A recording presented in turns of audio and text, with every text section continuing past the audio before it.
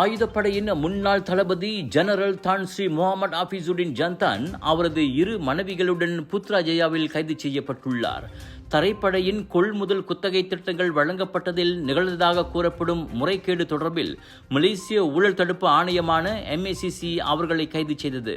Putrajaya MACC அலுவலகத்தில் வாக்குமூலம் அளிக்கச் சென்ற போது அவர்கள் கைதானதை MACC தலைமை ஆணையர் தான் ஸ்ரீ அசாம்பாக்கி உறுதிப்படுத்தியுள்ளார். மூவரையும் தடுத்து வைக்க இன்று நீதிமன்ற ஆணை பெறப்படும் என எதிர்பார்க்கப்படுகிறது.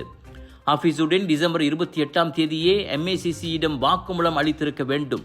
ஆனால் மருத்துவமனையில் அனுமதிக்கப்பட்டதால் அவரால் அவ்வாறு செய்ய முடியவில்லை. இதே வழக்கில் 2.4 மில்லியன் ரிங்கிட் பணத்தை தூக்கிக் கொண்டு ஓட முயன்றதன் பேரில் மற்றொரு தம்பதியரும் கைது செய்யப்பட்டு 7 நாட்கள் தடுத்து வைக்கப்பட்டுள்ளனர்.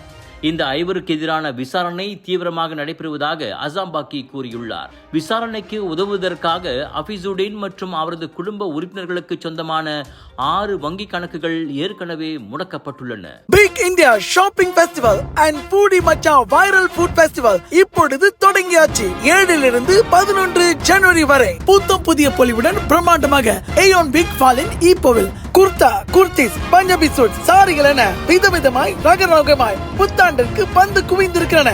அனைத்தும் 80% வரை டிஸ்கவுண்ட். பானிபூரி முதல் பிரியாணி வரை வைரல் ஃபுட் ஃபெஸ்டிவலோடு அனைத்தும் கிடைக்கும் ஏயோன் பிக் ஃபாலின் ஈப்போவில். Big sale, big discount. திரண்டு வாருங்கள்.